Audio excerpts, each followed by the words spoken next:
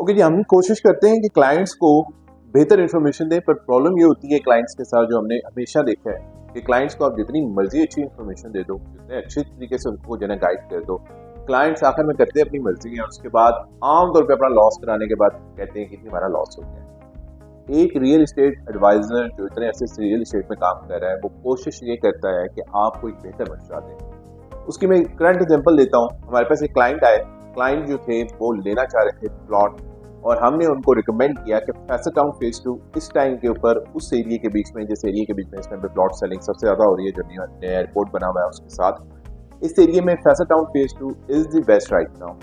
लेकिन rather than going for that, उन्होंने कहा कि कोई और एरिया बताएंगे, कोई और चीज बताएं जहाँ पे प्राइसेस कम है। Prices on the face of it come लगती हैं कुछ जगहों के ऊपर। उनकी एग्जांपल मैं दे देता हूँ। कैपिटल स्मार्ट सिटी में प्राइसेस आपको कम लगेंगी, उसके बाद आपको ब्लू वर्ल्ड में प्राइसेस कम लगेंगे, किंगडम वैली में प्राइसेस कम लगेंगे। लेकिन इन प्राइसेस कम लगने की रीजन ये होती है कि ये कॉस्ट ऑफ लैंड सेपरेट लेते हैं, डेवलपमेंट चार्जेस सेपरेट लेते हैं। फैसल टाउन क्योंकि डेवलपमेंट चार्जेस और तमाम चार्जेस शुरू में ही ले रहा होता है और क्लाइंट बाद में परेशान नहीं होता, इसीलिए इनकी रीसेल वैल्यू बहुत अच्छी होती है फैसल टाउन की। फैसल टाउन में जिन जिन लोगों ने आज तक प्लॉट्स लिए हैं, कभी किसी को नुकसान इस टर्म में नहीं हुआ कि उसने जब डेवलपमेंट के चार्जेस को सेपरेट उसने कोई नहीं दिया, कोई सेपरेट चार्जेस, यूटिलिटीज चार्जेस उसने सेपरेट नहीं दिए। इसलिए क्लाइंट ने जितनी टोटल पेमेंट होती है उतनी ही करनी होती है। पोजीशन आ जाती है तो क्लाइंट का वही प्लॉट जो उसने 20-25 लाख 30 लाख रुपए में लिया होता है, वही 80 लाख 70 लाख 90 लाख करोड़ के अराउंड बिकता है। तो ये जिसने एग्जांपल लेनी है फैसल टाउन फेज 1 की एग्जांपल ले सकता है। फैसल टाउन फेज 1 में जिस तरह की लिविंग इस तरह से दी जा रही है, आपको किसी अच्छे से अच्छे सेक्टर ऑफ इस्लामाबाद में भी वो लिविंग स्टैंडर्ड्स नहीं नजर आते। सो हमारा रिकमेंडेशन ये होती है कि Faisal Town to right now best opportunity है, लोकेशन बड़ी करीब है।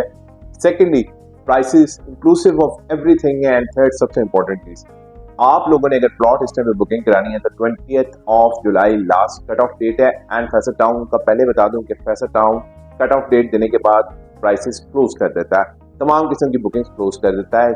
ऑलरेडी जनरल ब्लॉक की जब प्राइसेस अनाउंस की गई थी, जो टाइम अनाउंस किया गया था उस टाइम के ऊपर आज से 1.5-2 साल पहले डेट के ऊपर क्लोज कर दी गई थी और उसके बाद कोई फ्रेश बुकिंग नहीं हो सकती। सेम अभी राइट नाउ ओवरसीज में फ्रेश बुकिंग हो रही है और ओन ब्लॉक के बीच में कैश बुकिंग हो रही है। दोनों की लास्ट डेट 20 जुलाई है।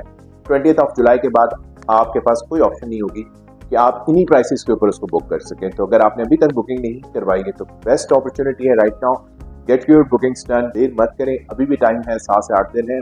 प्लान करें अपनी जो भी आपने बुकिंग करानी है अपने बजट के हवाले से, अपने बजट के हिसाब से उसको बुकिंग करवाएं।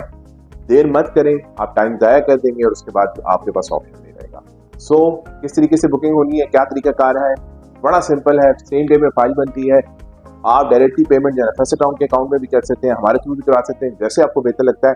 लेकिन बार बार मेंशन कर रहा हूँ कि डेट एक्सटेंड नहीं हो। सो प्लीज इंश्योर कि आपकी जो बुकिंग्स हैं वो बिफोर 20 जुलाई प्रोसीड हो जाए।